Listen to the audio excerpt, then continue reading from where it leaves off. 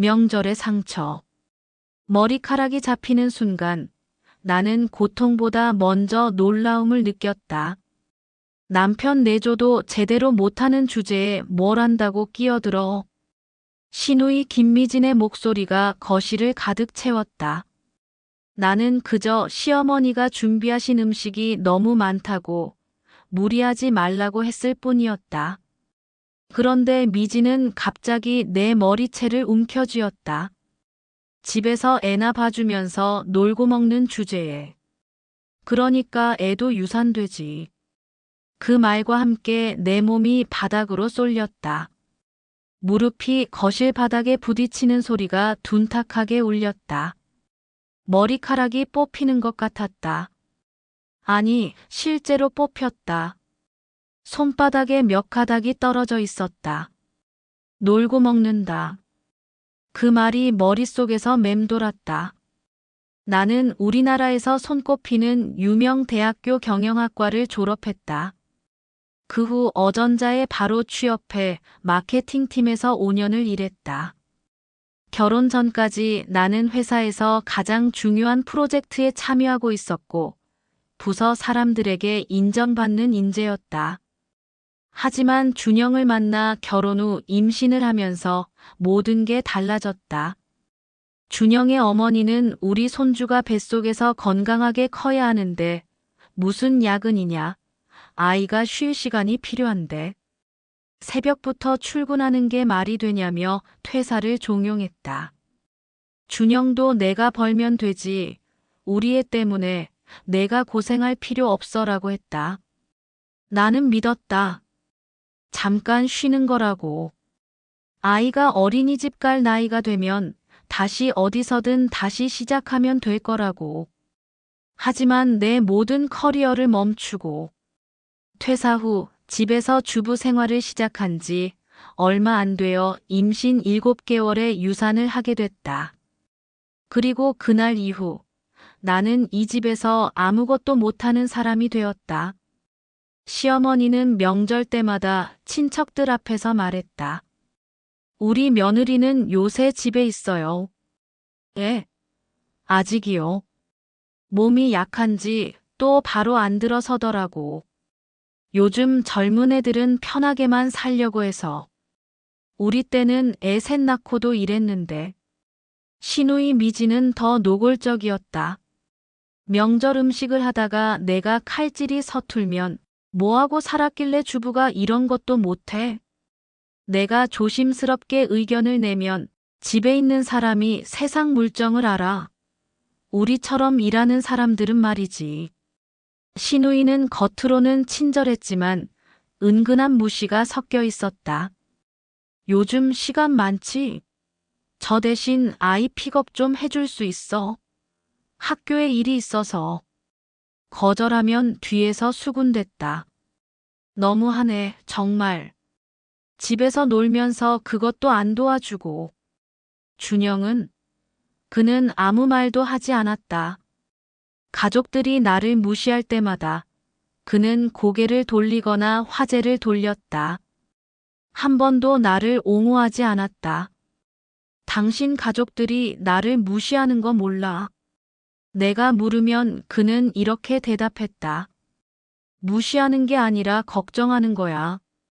너도 좀 이해해봐. 엄마도 나이 드시고 누나도 바쁘고. 이해하라고. 내가 무시당하는 걸 이해하라고. 1년 전 추석에는 시아버지가 이렇게 말했다. 서아야, 넌 언제 다시 일할 거니? 준영이 혼자 버는 거 힘들어 보이던데. 그러면서 덧붙였다. 요즘 여자들도 다 일하잖아.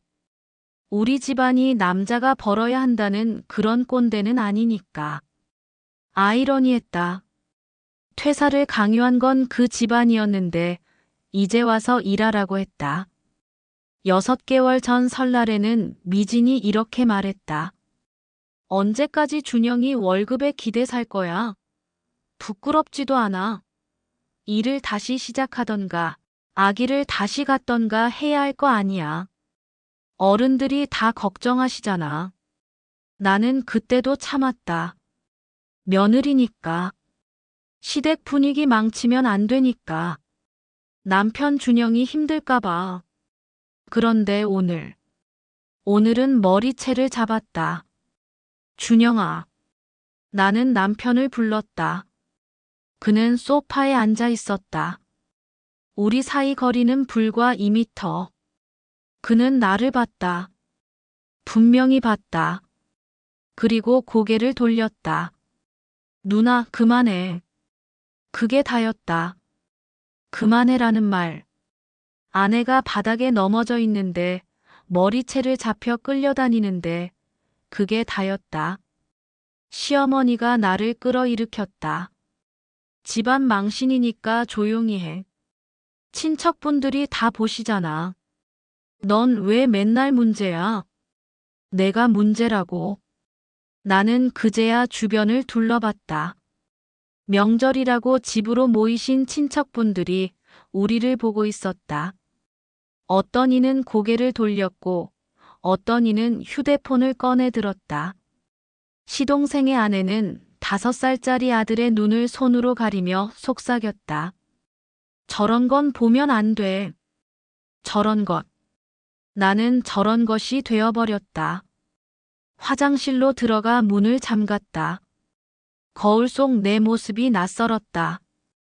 흐트러진 머리, 붉게 달아오른 뺨, 그리고 무릎에 멍. 하지만 가장 낯선 것은 내 눈빛이었다. 그 안에 남편에 대한 사랑은 없었다. 분노도 슬픔도 아니었다. 그저 차갑고 명료한 경멸만이 있었다.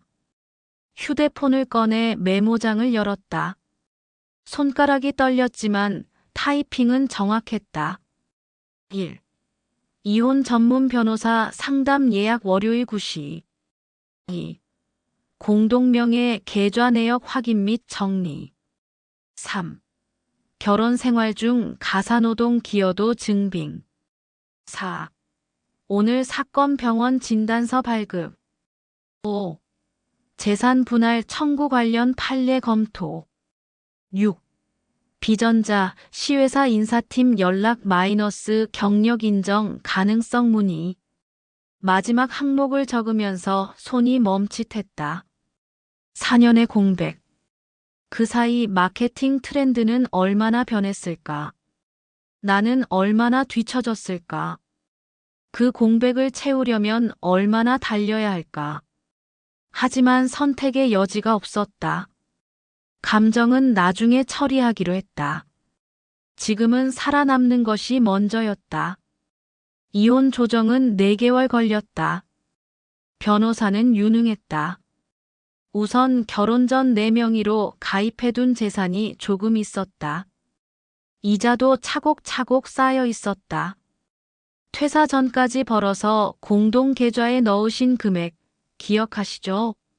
이것도 혼인 재산입니다. 나는 5년간 모든 가계부를 정리해뒀었다. 결혼 초 내가 벌어넣은 돈, 명절 상여금, 보너스까지. 모두 공동 생활비로 쓰였지만 그 기여부는 명확했다. 또한 시댁 제사 명절 준비에 들어간 비용도 계산했습니다. 직접 장을 보고 준비한 모든 비용 영수증도 잘 정리해 두었습니다. 나는 진짜로 모든 영수증을 모았었다. 시어머니가 며느리가 당연히 준비해야지라고 했던 그 모든 명절 준비. 한 번에 평균 100만 원씩, 5년간 설과 추석만 해도 10번. 1000만 원. 게다가 집안에서 하나하나 다 챙기던 제사까지 합치면 더 늘어났다. 그리고 이게 결정적입니다. 변호사는 병원 진단서를 제출했다. 명절날 폭행으로 인한 두피 열상, 무릎 타박상, 그리고 정신과 상담 기록. 배우자가 가정폭력을 방조했고 이로 인한 정신적 피해가 명확합니다. 위자료 청구가 가능합니다.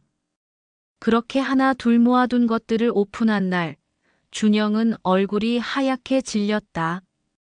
결국 나는 내 재산을 지켰고 혼인 기간 중 기여한 금액을 인정받았으며 위자료 명목으로 추가 금액을 받았다.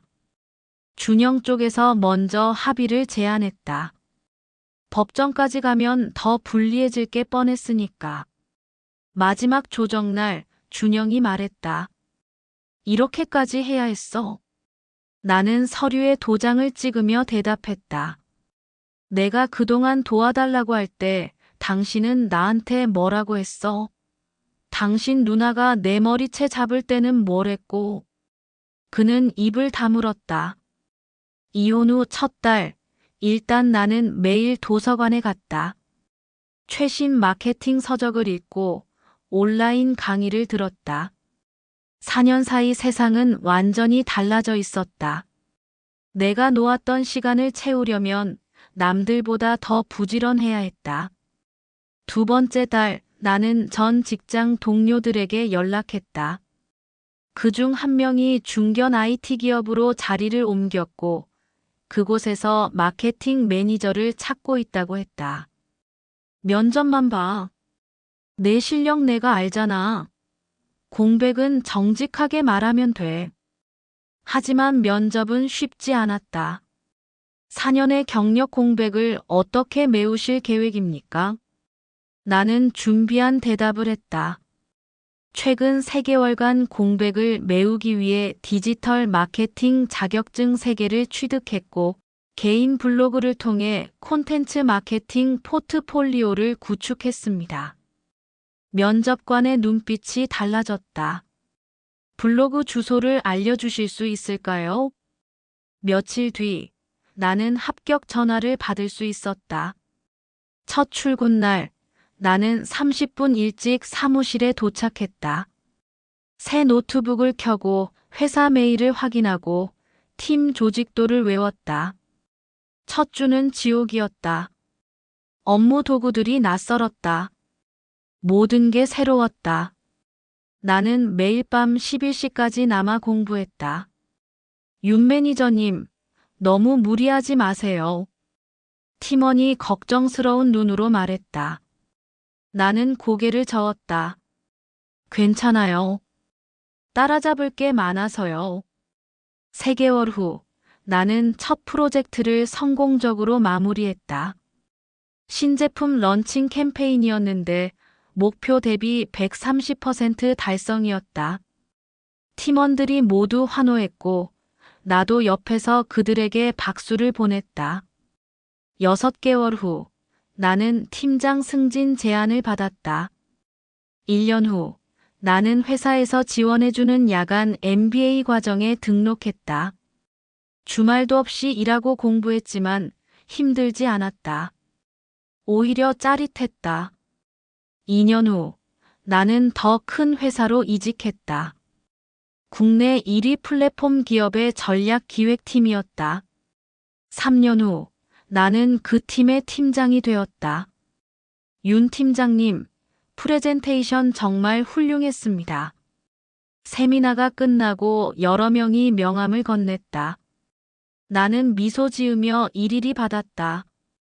오늘 발표는 디지털 전환 시대의 마케팅 전략이었고 300명의 청중이 참석했다. 저기, 뒤에서 낯익은 목소리가 들렸다.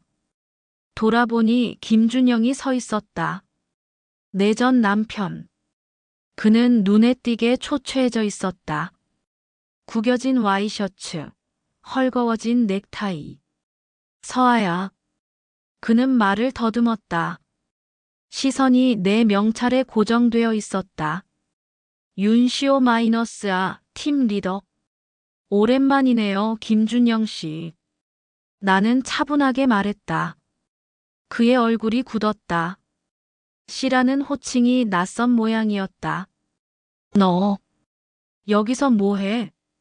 이 세미나는 초청 연사로 왔습니다. 연설 들으셨죠? 그의 눈이 흔들렸다. 무대 위에서 마이크를 잡고 유창하게 발표하던 사람이 나였다는 걸 지금 깨달은 모양이었다. 너 다시 일하고 있었어? 네. 이 회사로 옮긴 지는 벌써 3년이 됐네요. 어떻게? 공백이 있었잖아. 나는 그의 말을 끊었다. 제가 무능해서 집에 있었던 게 아니라는 거 이제 아시겠나요? 그의 얼굴이 붉어졌다. 부끄러움인지 분노인지 모를 감정이 스쳤다. 저기, 그때 일은 정말 미안해. 우리 집안 분위기가 원래. 김준영 씨. 나는 그의 변명을 자르고 명확하게 말했다. 저는 당신이 미안한지 후회하는지 전혀 궁금하지 않습니다. 그게 저랑 무슨 상관입니까? 그래도 우린 5년을 같이. 이미 오래전에 끝났습니다. 법적으로도 감정적으로도요. 나는 시계를 봤다. 죄송한데 다음 일정이 있어서요. 그럼 이만. 돌아서는데 그가 다급하게 불렀다. 서아야. 아니, 윤 팀장님. 혹시 그 프로젝트 건 우리 회사도 제안서 넣었는데. 나는 멈춰섰다. 그제야 그가 이 세미나에 온 이유를 알 것 같았다. 제안서 검토는 다음 주에 시작합니다. 공정하게 평가할 거예요. 부탁이야. 우리 회사가 지금 좀 어려워서. 이 프로젝트 꼭 필요해. 나는 그를 돌아봤다. 어렵다는 건 알고 있어요. 그래서 더 공정하게 평가하겠습니다. 개인적인 감정으로 일을 좌우하는 건 프로답지 않으니까요. 나는 진심이었다. 그의 회사가 선정되든 안 되든 그건 순전히 제안서의 퀄리티에 달린 문제였다. 나는 개인적인 복수 같은 유치한 짓을 할 사람이 아니었다. 그게 더 무서웠는지 준영은 아무 말도 하지 못했다. 로비를 나서는데 익숙한 얼굴이 또 하나 보였다. 김미진. 내전 신우이였다. 그녀는 벤치에 앉아 휴대폰을 보고 있었다. 아마 준영을 기다리고 있는 모양이었다. 그녀가 고개를 들었고 우리의 시선이 마주쳤다. 몇 년 만일까? 그녀는 그전보다 훨씬 피곤해 보였다. 눈가의 주름 마르고 날카로워진 턱선. 나는 그녀 앞을 지나쳤다. 아무 말도 하지 않았다. 인사할 이유도 욕할 이유도 없었다. 그녀는 이미 내 인생에 없는 사람이었다. 하지만 그녀가 나를 불렀다. 잠깐만. 서아야. 나는 멈춰섰다. 돌아보지는 않았다. 그때 고소 안 한 거 고맙게 생각해. 나는 천천히 돌아봤다. 고소 안 한 게 아니에요. 이혼 소송에서 증거로 제출했죠. 법원 기록 남아 있어요. 공개 자료고요. 그녀의 얼굴이 하얗게 질렸다. 그래서 교육청에서. 그건 제가 모르는 일이에요. 나는 정말 몰랐다. 누군가 법원 기록을 찾아봤을 수도 있고, 그날 명절에 있던 누군가가 제보했을 수도 있다. 어쨌든 내 손으로 한 일은 아니었다. 하지만 김미진 씨. 나는 한 걸음 가까이 다가갔다. 당신이 저한테 한 짓은 변명의 여지가 없어요. 교육청 조사가 어떻게 되든 그건 당신 문제예요. 제가 용서해 줄 거라고 기대하지 마세요. 난 그냥 그날 화가 났으면 말로 하셨어야죠. 사람 머리채를 잡아요? 그녀는 입술을 깨물었다. 미안해. 그 사과 이미 늦었어요. 나는 그녀를 마지막으로 봤다. 한때 나를 그렇게 무시하고 깔보고 폭력을 휘둘렀던 사람. 그런데 지금은 그저 초라하고 불쌍해 보였다. 분노도 만족감도 들지 않았다. 그저 텅 빈 느낌. 이미 끝난 이야기를 보는 것 같았다. 잘 지내세요. 나는 그렇게 말하고 그 자리를 빠져나왔다. 집에 돌아와 현관문을 닫았다. 구두를 벗고 재킷을 벗고 소파에 앉았다. 고요했다. 이혼을 결심하던 그날 밤도 이렇게 조용했다. 하지만 그때의 고요는 무서웠다. 앞으로 어떻게 살아야 할지, 다시 일자리를 찾을 수 있을지, 세상이 나를 어떻게 볼지, 모든 게 불안했다. 하지만 지금의 고요는 달랐다. 나는 휴대폰을 꺼내 오늘 찍은 사진을 봤다. 세미나 무대 위에서 발표하는 내 모습. 동료가 몰래 찍어 보내준 거였다. 사진 속에 나는 자신감 있게 웃고 있었다. 이게 나야. 이혼 전만 하더라도 나는 내가 누군지 몰랐다. 김준영의 아내, 김씨집 며느리, 아이를 낳지 못한 여자. 타인이 붙여준 꼬리표로만 나를 정의했다. 하지만 이제 나는 안다. 나는 윤서하다. 이혼 후 그간의 공백을 스스로 메운 사람. 지금은 업계에서 인정받는 전략가이자 300명 앞에서 당당하게 발표할 수 있는 전문가. 그리고 무엇보다 더 이상 누구의 폭력에도 침묵하지 않는 사람. 냉장고를 열어 와인을 꺼냈다. 혼자 사는 집이지만 나는 외롭지 않았다. 주말마다 대학 동기들을 만났고 회사 동료들과 스터디 모임을 했으며 MBA 과정에서 새로운 친구들을 사귀었다. 무엇보다 나는 나 자신과 친구였다. 와인을 한 모금 마시고 창밖을 봤다. 서울의 야경이 펼쳐져 있었다. 반짝이는 불빛들. 각각의 불빛 아래에는 누군가의 삶이 있을 것이다. 어떤 이는 행복할 것이고 어떤 이는 힘들어할 것이다. 이전의 나처럼 지금도 어딘가에서 누군가는 폭력에 시달리고 있을 것이다. 사랑하는 사람의 배신에 무너지고 있을 것이다. 자신이 무가치하다고 믿으며 울고 있을 것이다. 나는 그들에게 말해주고 싶었다. 끝나지 않았어. 다시 시작할 수 있어. 그날 명절 거실 바닥에 쓰러졌을 때 나는 내 인생이 끝났다고 생각했다. 하지만 그건 끝이 아니라 시작이었다. 진짜 내 인생의 시작.